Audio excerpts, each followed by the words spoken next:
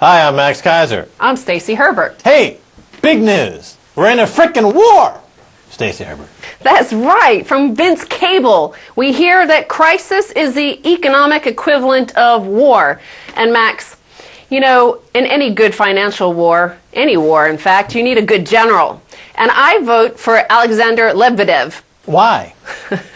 Well, we all know he punched out that guy, right? He clocked a guy. And I think this is probably, had we had somebody like this as Treasury Secretary in the United States at the time, say all these bankers, Lloyd Blankfein goes to Hank Paulson and says, please, I wrote so many bad loans and they've all blown up, help me. If Hank Paulson had just done the same thing, bam! Well, yeah, we are in a war. That's for sure. That's why I don't understand all this equivocating and quibbling about the pro-Keynesians, the anti-Keynesians, the monetary stimulus crowd, the bailout crowd. If you're in a foxhole and you're getting shot at by financial terrorists, you need to fire back because it's a war. Vince Cable is correct. There are casualties of this war. The impoverishment, the homelessness, the poverty. People don't understand it. They're in a war and they're losing. Yeah, and instead, you know, in a war, what happened in World War I or World War II, the guy jumped out of the foxhole afraid and ran. The general shot him in the back as the guy was running away. This is the equivalent of what the bankers should be treated like. They're running away from the financial system that they themselves created. Instead, here's an image from William Banzai 7. Yes, this is Tiny Timmy, and he's in charge of the financial system. The Eurozone shuns Geithner. Treasury Secretary Timothy Geithner was in Poland last weekend, and he suggested to the Europeans that it's so easy to solve your problem. You know what you do? You take your 440 billion European Financial Stability Fund and leverage it 10 times and make it worth 4.4 trillion. Yeah, well, that's the solution in the neoliberal Washington consensus model. It's always to expand the debt. Instead of generals, we've got like General Electric in there at the White House advising Obama. They, of course, have a vested interest. And Obama's doing whatever General Electric wants them to do. And this is not how you run a country in the interest of the people who you're supposed to serve. Well, of course, all the Europeans told in-debt Timmy to go take a hike. But there was another friend of Timmy, you know, we all know Fatso, and he's returned.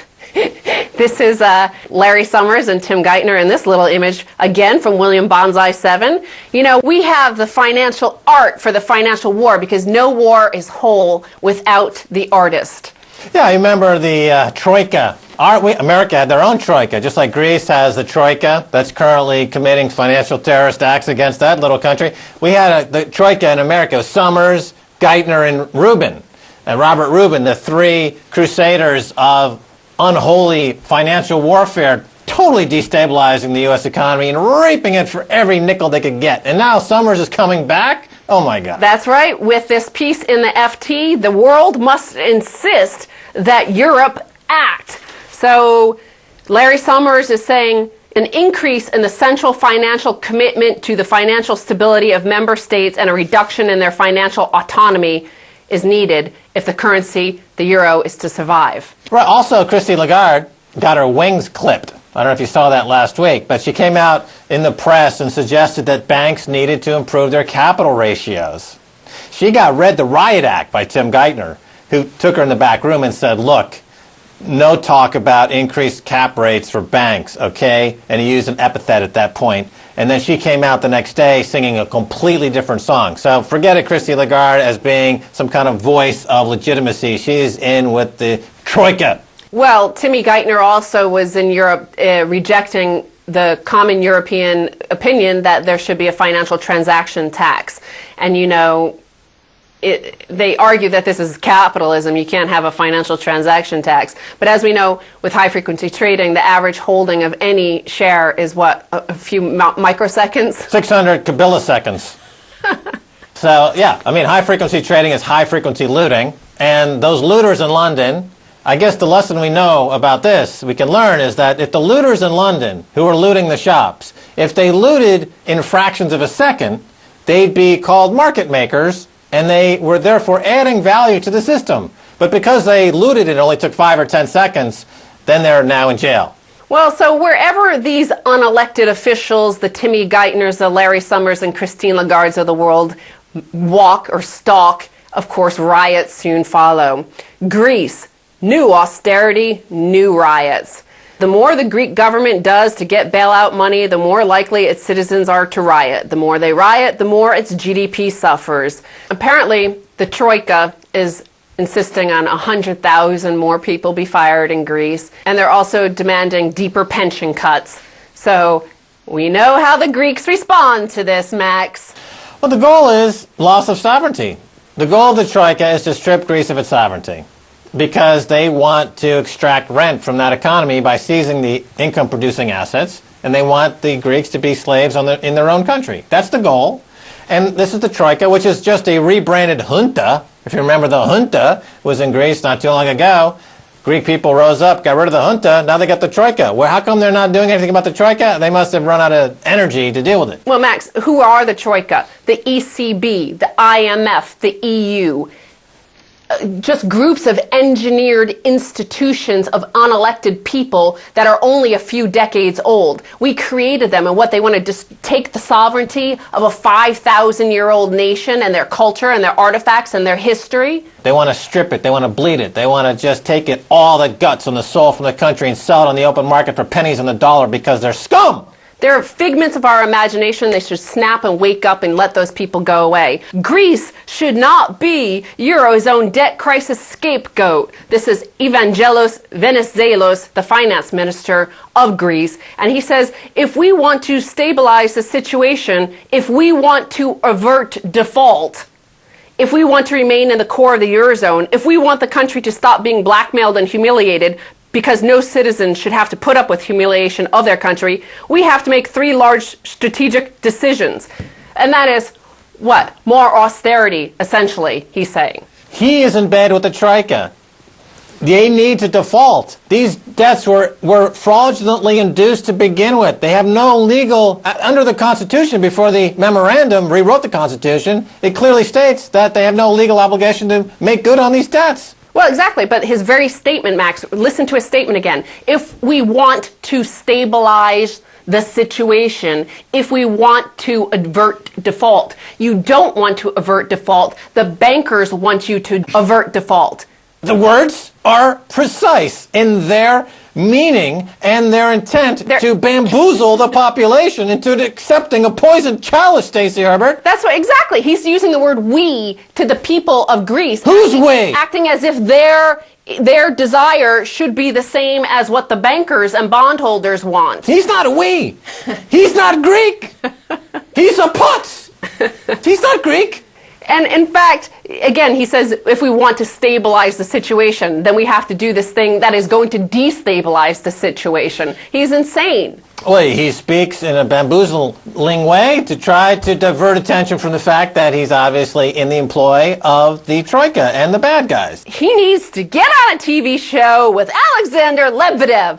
And get his lights punched out on live television. I'll be happy to do it. I'll punch the guy's lights out on this show. So let's look at the finance minister for Greece and how he has common cause with this right-wing nutcase in Finland. Finnish MP Halla-aho calls for tanks in Greece. He was quoted on Facebook as saying, what Greece needs at this particular point in time is a military junta that would not have to worry about its popularity and could use tanks to enforce some order among strikers and rioters. They have a military junta. It's called the Troika, and they use weapons of mass financial destruction to disenfranchise and to strip the country of its sovereignty already. As Vince Cable, who is in the British cabinet, says, it is an economic war. And there is a junta. The three guys of the junta are EU, ECB, and IMF. These guys out of nowhere that were fabricated and engineered and created out of some black cauldron in a witch's den. Yeah, and Christine Lagarde is a junta bot. She's a junta bot. She's not even human. She's less human than Dick Cheney. She doesn't even have a heart. It's just a valve. It's just like a lame valve made out of foie gras. So this MP who's had one too many saunas, obviously, his brain has shrunk a little bit. Yeah. Well, he's been suspended for 2 weeks, but he'll be back in 2 weeks. Great. Well, his ideas are junk, And what's wrong with Finland anyway? They are blocking the whole passage of the collateral that needed to get this loan, but but that's good. They should default. The Greeks should default. So let them block it, but they don't need a military junta. This guy has taken too many saunas. Right, but he's saying that they're trying to block it by not accepting the collateral while at the same time saying they need to do a military intervention. They're totally conflicted. That proves the fact that they're drunk and their sauna did the wazoo, and they make no sense in Finland. It's sauna. Sauna. I stand corrected. But tanks are always part of the equation. Wherever bankers go, the tanks follow. And here's the next headline, Max. Tony Blair visited Libya to lobby for J.P. Morgan. Okay, here's the Telegraph, and they think they have breaking news, but Max and I, did we not break this to the world a few months ago? We've been talking about this on the show for weeks. Months, I think it is. Yeah, months. Tony Blair's been in Libya lobbying for J.P. Morgan. Because we know Tony Blair's soul is that of a corrupt Wall Street terrorist. We knew what he was doing there, but now the Telegraph has found the documentation, and they're also speaking to a senior executive from the Libyan Investment Authority, who said that the $70 billion fund used to invest the country's oil money abroad, that Mr. Blair was one of the 3 prominent Western businessmen who regularly dealt with Saif al-Islam Gaddafi. So he says Tony Blair's visits were purely lobby visits for banking deals with J.P. Morgan. Unlike some other deals, notably some investments run by the U.S. bank Goldman Sachs, J.P. Morgan's had never turned bad. Max, this is a classic dead book swap. This is how bankers operate their scams. So half the money goes to Goldman Sachs. Whoops, they lost 99% of it. J.P. Morgan apparently didn't lose money for them.